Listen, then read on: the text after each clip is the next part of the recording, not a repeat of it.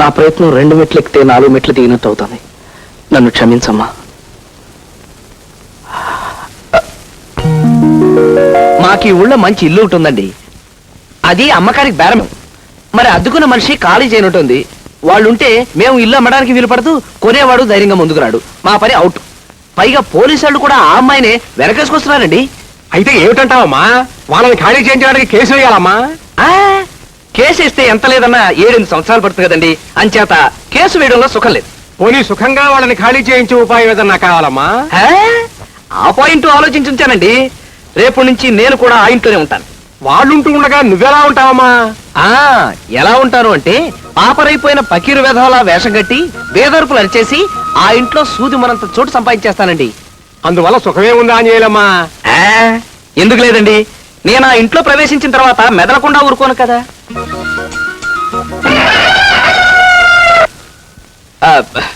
వాళ్ళని నానా రభస పెట్టి ఈ ఇల్లు మాకొద్దు ఆంజనేయుల మహాప్రభు అని పారిపోయేలా చేస్తాను కదా.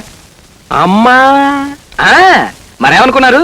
సివిల్ కోడ్ నుంచి క్రిమినల్ కోడ్ దాకా, బిల్డింగ్ లీజ్ యాక్ట్ దగ్గర నుంచి రెంట్ కంట్రోల్ యాక్ట్ దాకా మొత్తం నా చంకలో ఉన్నాయండి.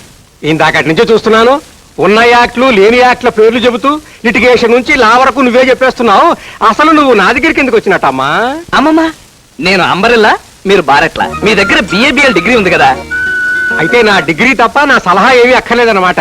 ఏమమ్మా? ఎంత మాట. మీకో శ్రీమతి ఉన్నారనుకోండి, ఆవిడకి మీ సుఖం తప్ప మీ BA-BL డిగ్రీ ఆవిడకి ఎందుకు చెప్పండి.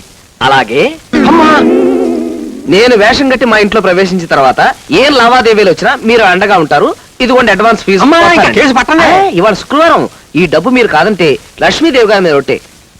ఆ మాటకు వస్తే ఈ లా బుక్ మీద కూడా ఒట్టే. ఒక్కరే ఉంటారని బిచానా ఎత్తేసి ఈ ఊరుదులు పెట్టి వెళ్ళిపోతున్నానండి. తులసమ్మ గారికి క్షమాపణ చెప్పుకుందామని. ఆది దంపతులు పార్వతీ పరమేశ్వర్లా ఉన్నారండి. నికార్సైన తాగుబోతుకి పతివ్రత లాంటి పెళ్ళాం. మీ ఇద్దరిని చూస్తే 2 చేతులు అయితే దండం పెట్టాలనిపిస్తుందండి. కానీ 2 చేతులు ఖాళీ లేవు. నోటితో దండం పెడుతున్నాను. నమస్కారం. చూసావా, మనం పార్వతీ పరమేశ్వర్లా ఉన్నాం అన్నాడు. కూకుంటావా? అమ్మా,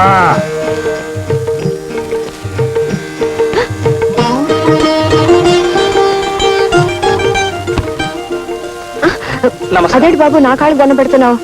మా అమ్మ లాంటిదాని కదమ్మా, అందుకే దండం పెట్టా. ఇంతకీ ఈ సామాన్లు ఏమిటి? మీ పట్ల నేను ప్రవర్తించిన దానికి ఆ దేవుడు నాకు విధించిన శిక్షమ్మా.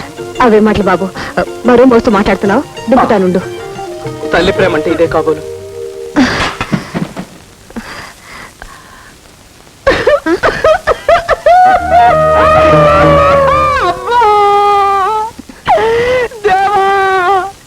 ఎందుకు ప్రత్యక్ష దైవం ఉండగా? ఎందుకు బాబు గుక్కటి ఏడుస్తున్నారు? నిన్న నేను లాడ్జిలో ఉంటే ఎవడో దొంగ వెధవ నా జేబులోంచి 6,000 రూపాయలు కొట్టేశాడమ్మా. 6,000? అవునమ్మా. అయినా మీలాంటి వాళ్ళని నోటుకొచ్చినట్టు అలా మాట్లాడినందుకు నాకు ఆ ప్రాయశ్చిత్తం జరగాల్సింది. అసలు మీరు లాడ్జిలో ఎందుకు దిగారు? ఈ ఊళ్ళో నాకు చిన్న కాంట్రాక్ట్ ఉన్నాయండి. మున్సిపాలిటీలో బిల్లులు పాస్ అయ్యి చాలా డబ్బు రావాల్సింది. అందుకని మీకు అభ్యంతరం లేకపోతే ఒక్క 2 రోజులు మీ ఇంట్లో. ఎంత మాట బాబు, ఇది మీ ఇల్లు. ఈ గదిలో ఎవరుంటున్నారా? ప్రస్తుతానికి ఎవరు లేరు, ఖాళీగానే ఉంది. ఈ అశాశ్వతమైన శరీరాన్ని దాచుకోవడానికి ఈ చిన్న గది చాలమ్మా. భయపడకమ్మా, నేను గోడలకు మేకులు కొట్టను, తలుపులు గట్టిగా వేసి శబ్దాలు చేయను. మీకేమీ అభ్యంతరం లేకపోతే ఒక్క 2 రోజులు. అవే మాట బాబు, ఇది మీ ఇల్లేగా. ఒక్కసారి దండం పెట్టుకుంటారమ్మా. వద్దు బాబు. వద్దమ్మా, మరి సామాన్లు తెచ్చుకోమంటారా?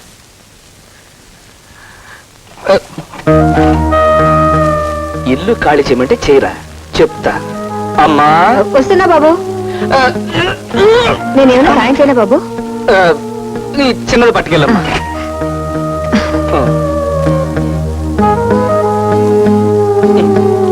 అమ్మా, ఏమ్మా ఒక్కడికి ఇన్ని సామాన్లు ఎందుకని ఒక్క మొక్క అడగవే. మీరు మరీ మంచిదమ్మా. అవును బాబు, 2 రోజులకి ఇన్ని సామాన్లు ఎందుకు? నాకు చిన్నప్పటి నుంచి ఒక అలవాటు ఉందమ్మా.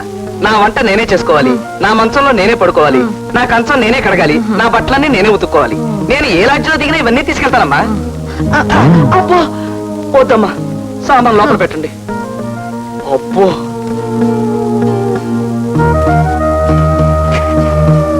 అమ్మా, ఇది కూడా.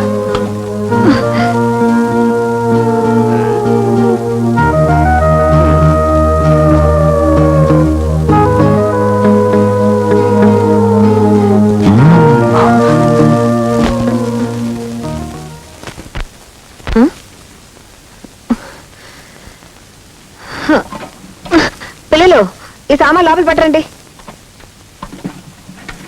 ఈ సామాన్లు ఎవరివమ్మా? మన ఇంటి ఓనరు ఆంజనేయులు గారివి. ఆయన సామాన్లు మనెందుకు మోయాలి? ఇదిగో స్కూల్ బ్యాగులు ఇంత బరువు ఉన్నాయేమిటి? అమ్మా ఒక్క మాట,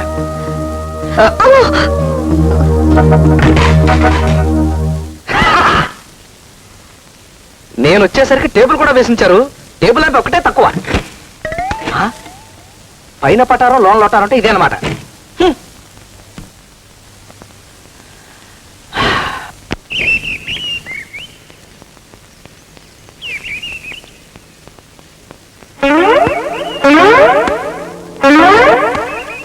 మా బట్టలు అలా విసిరి పారేస్తున్నావు ఏంటి? ఎక్కువ మాట్లాడావంటే బట్టలతో పాటు నిన్ను కూడా విసిరేస్తాను.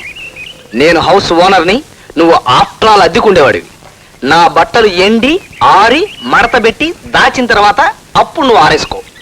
డోంగ్రే.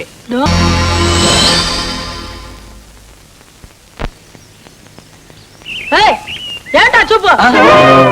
అవును, ఏమిటా చూపు? ఎప్పుడు లేని నాకు ఇవాళ రొమాంటిక్ మూడ్ వచ్చేసింది ఏమిటి? ఇదే మూడ్ లో ఉంటే మనసు కరిగిపోతుంది, మనిషి నీరైపోతాను. ఇల్లు ఖాళీ చేయించడం కష్టం. తస్మాత్ జాగ్రత్త.